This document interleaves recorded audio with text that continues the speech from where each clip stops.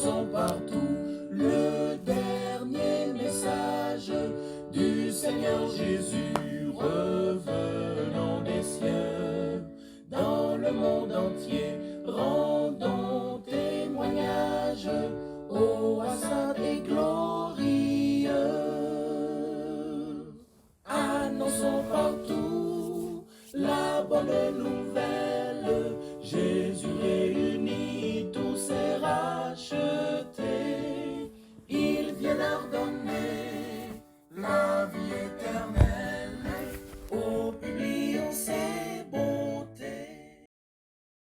Bien-aimés auditeurs, l'Écriture dans le livre de l'Ecclésiaste, au chapitre 7, verset 14, nous rappelle cette sagesse. Au jour du bonheur, sois heureux, mais au jour du malheur, réfléchis, car Dieu a fait l'un comme l'autre, afin que l'homme ne puisse rien découvrir de ce qui sera après lui. Dans les vicissitudes de la vie, que ce soit dans la joie ou dans l'épreuve, puisse la paix de Dieu, révélée en Jésus-Christ, demeurer en chacun de vous, ancrée dans la vérité et l'amour. Amen.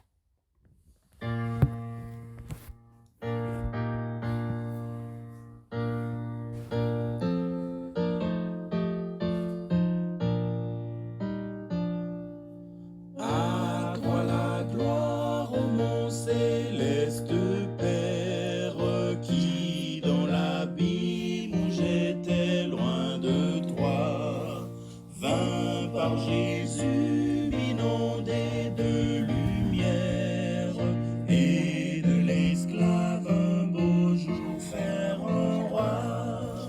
Amour sublime de l'Éternel, pardon du crime, c'est le grand message du ciel. Peuple de Dieu, frères et sœurs en Christ, traverser des épreuves ne signifie pas forcément avoir péché.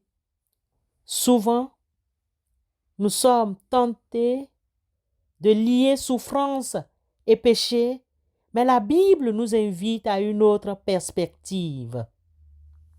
Jésus, dans l'Évangile selon Jean, au chapitre 9, versets 1 à 3, nous rappelle que l'aveugle-né n'avait pas péché, ni ses parents. Sa condition était plutôt une occasion pour Dieu de manifester sa gloire. Jésus vit, en passant, un homme aveugle de naissance. Ses disciples lui firent cette question: Rabbi, qui a péché, cet homme ou ses parents, pour qu'il soit né aveugle? Jésus répondit: Ce n'est pas que lui ou ses parents aient péché, mais c'est afin que les œuvres de Dieu soient manifestées en lui. Certains d'entre nous ont peut-être abandonné leur foi face à des épreuves, pensant que Dieu les avait abandonnés. Pourtant, Dieu ne nous promet pas une vie sans souffrance. Au contraire, il nous assure de sa présence, même dans les moments les plus sombres. Lorsque nous sommes confrontés à des difficultés, il est naturel de se poser des questions. Mais rappelons-nous les paroles de Jésus. Cette maladie n'aboutira pas à la mort, mais elle servira à la gloire de Dieu, afin qu'à travers elle, la gloire du Fils de Dieu soit révélée. Jean, chapitre 11, verset 4b. Parfois, nos souffrances peuvent servir à un but plus grand. Témoigner de la puissance de Dieu et de son amour pour nous.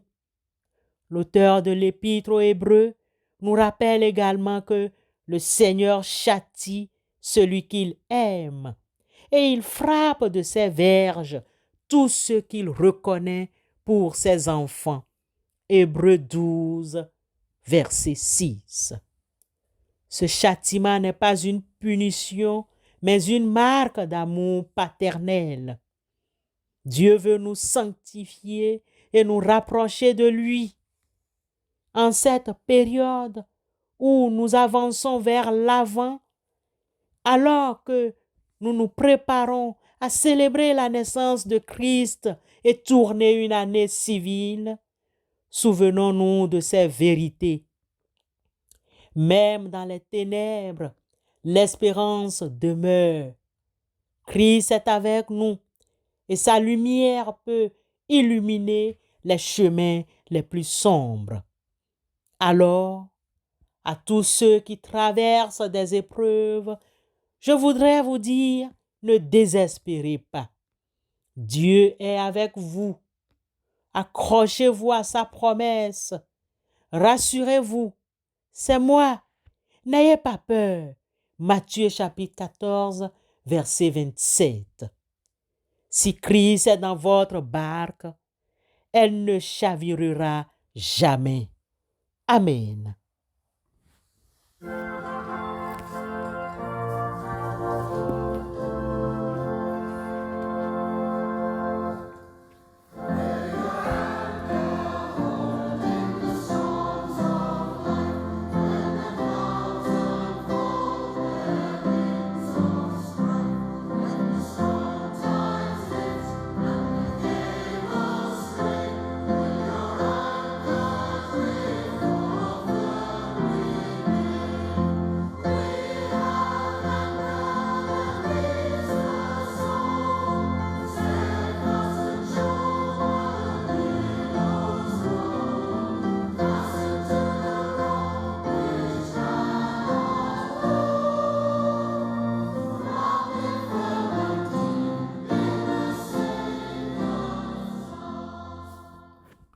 Dieu de lumière, source de toute vérité, s'il te plaît, viens illuminer nos cœurs obscurcis par les soucis et les tourments de ce monde.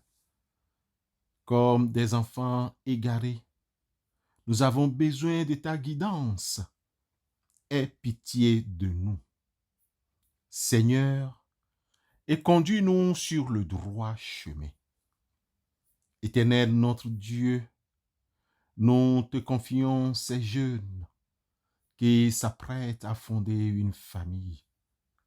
Bénis les liens qui les unissent à leurs proches et accorde-leur les grâces nécessaires pour construire un foyer heureux et stable au nom de Jésus-Christ. Guéris nos mémoires blessées et aide-nous à voir dans chaque épreuve une occasion de grandir dans ta grâce. Que tes grâces effacent le souvenir de nos souffrances et que nous apprenions à te rendre grâce en toutes circonstances. Père éternel, éclaire notre entendement pour que nous puissions discerner ta volonté dans notre vie et dans le monde. Bénis nos efforts et aide-nous à surmonter nos échecs passés. Que ta joie remplisse nos cœurs et que nous puissions t'obéir avec allégresse. Nous te consacrons, Seigneur, notre vie et nos actions. Montre-nous le chemin à suivre pour te servir dignement. Que nous puissions, par ta grâce, marcher chaque jour dans tes grâces encore. Au nom puissant de Christ Jésus, Éternel notre Dieu, écoute-nous, nous te prions. Amen.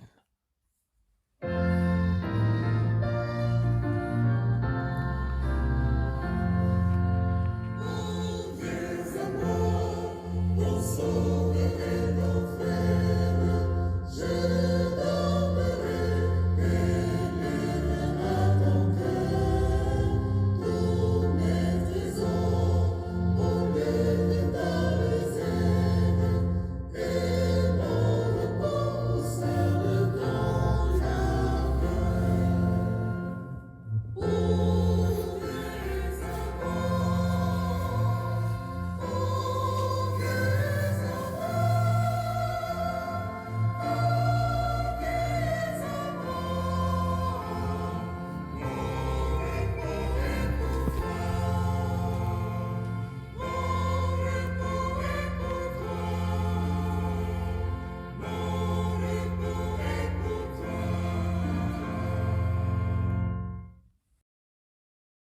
Ainsi, comme vous avez reçu le Seigneur Jésus-Christ, marchez unis à lui. Soyez enracinés et fondés en lui, affermis par la foi en Christ et débordant de reconnaissance. Amen.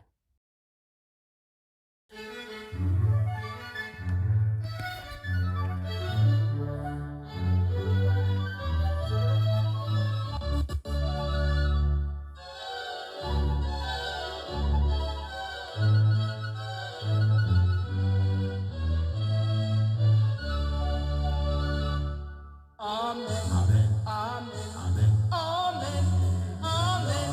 Que la gloire soit rendue au Seigneur. Amen, amen, amen, amen, amen, amen. Que la gloire soit rendue au Seigneur. Il est digne, alléluia, alléluia. Que la gloire soit rendue au Seigneur. Alléluia, alléluia, que la gloire soit rendue au Seigneur. Il est digne, alléluia, que la gloire soit rendue au Seigneur. Honneur, puissance, richesse, sagesse à celui qui est assis sur le trône. Honneur, puissance, richesse, sagesse à celui qui est assis sur le trône. Et le règne, et la louange, et la gloire, et la force à celui qui est assis sur le trône. Et le règne, et la louange, et la gloire, et la force à celui qui est assis sur le trône. À toi la majesté,